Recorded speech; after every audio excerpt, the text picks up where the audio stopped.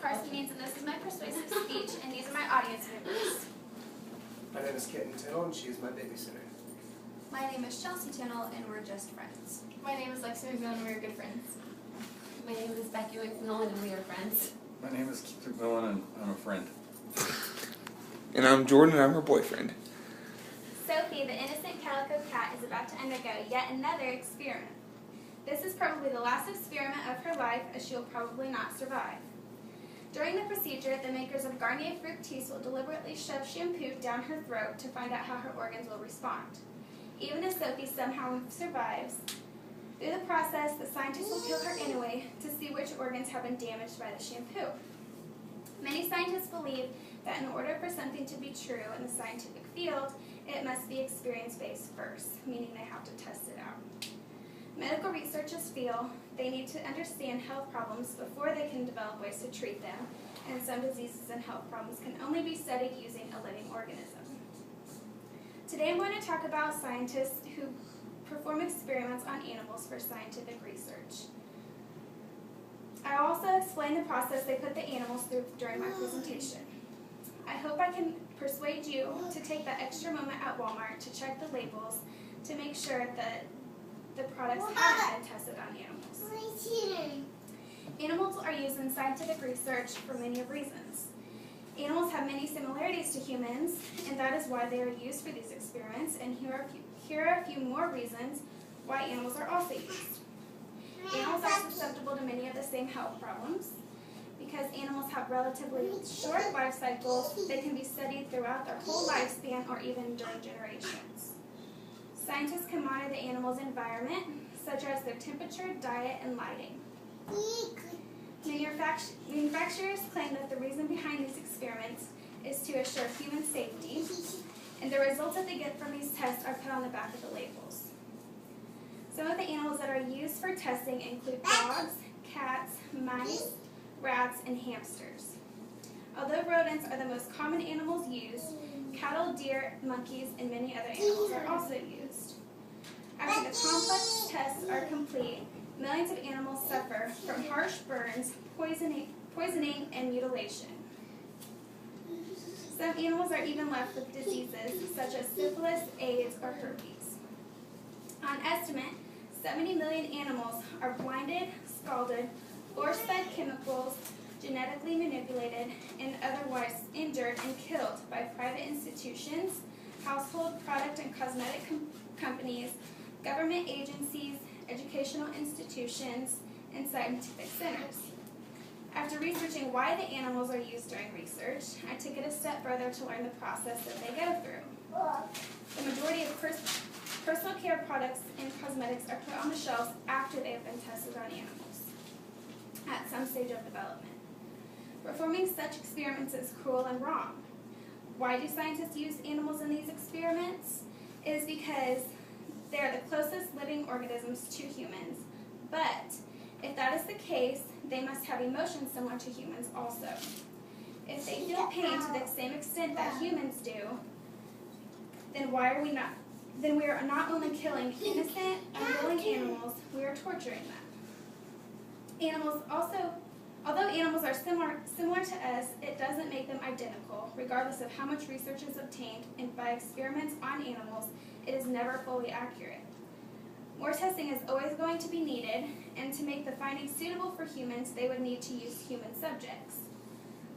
Would you like to be continuously stabbed, poked, cut, or burned for the use of medical research?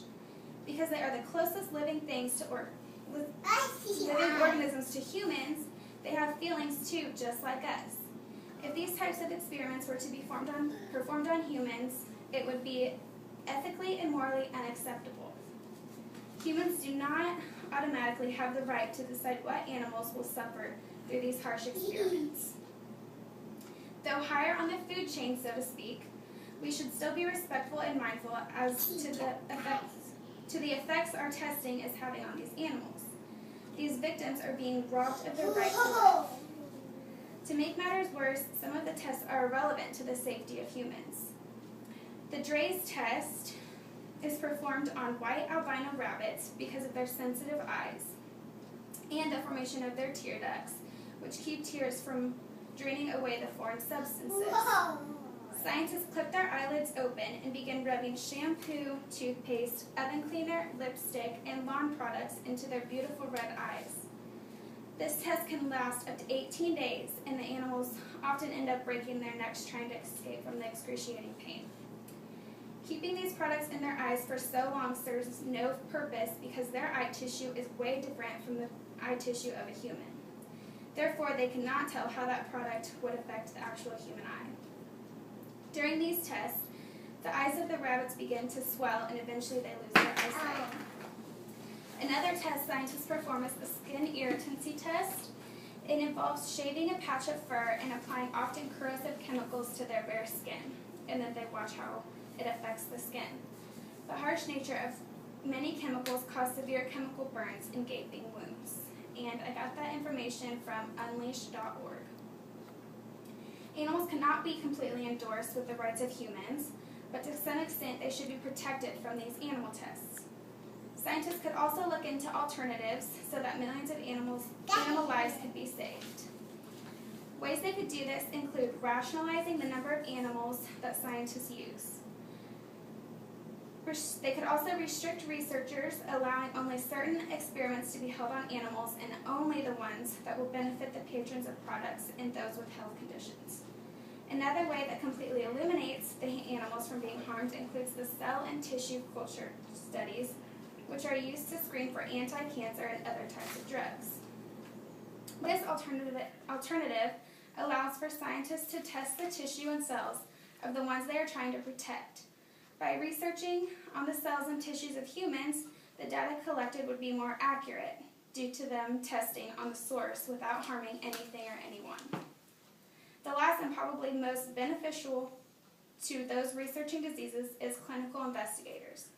Clinical investigators study people that have naturally become ill or those who have died from an illness. They don't induce the patients with illness, nor do they perform these harmful tests. They merely observe the effects the disease is having on patients and how different medications change the situation. In order for scientists to make these changes, people like you and me need to raise awareness and let others know what happens to animals behind the scenes. People don't realize that when they buy from the companies who test their products on animals, they are supporting the issue. We have ads in newspapers, commercials on TV and on the radio about everything from the latest technology to fraud, but no animal testing.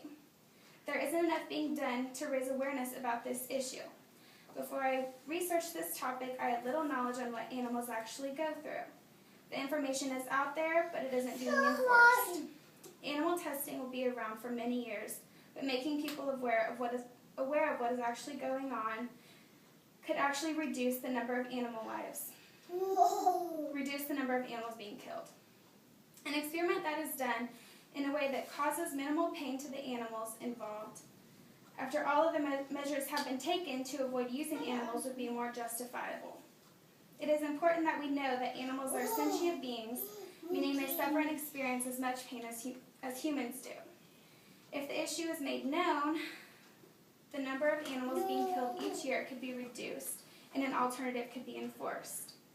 To lead lawmakers into drafting regulations that address valid criticism and enable valuable research, scientists and society must continue this debate to define what is actually needed and necessary. Testing is a required law for drug approval. It's protected by a bill and it's legal. But if people were more educated on the subject, it could save the animal lives, and animals should have the rights. Humans are in the wrong thinking they can take away their right to live free and unharmed. Why should those without a voice be forced to live a life of pain for humans who are unwilling to do the same for them? As said by Ingrid Newkirk, when it comes to having a central nervous system and the ability to feel pain, hunger, and thirst, a rat is a pig, is a dog, is a human. I hope after walking you through the animal testing process, you will think twice about buying products that have been tested on animals. Brand names that rely on animal testing include Axe, CoverGirl, Herbal Essence, Maybelline, Tide, and Neutrogena. If you are interested in learning what other products are on the list, you can visit www.thevegetariansite.com. And does anybody have any questions? So Axe is used for animal testing? And the website has a bigger list of Okay. I think that's it. After doing this research, did you go through some of the things you use I actually did and go through my eliminate makeup. some? I went through my makeup. Does it say it on the back? And, What does it say? Just animal? and especially on shampoos and stuff like that, it will say that it has been tested or it hasn't. But a lot of them that don't will make it a lot bigger on the label saying, well, you do not. Yeah. Huh. Okay. That was good. Thank you for listening.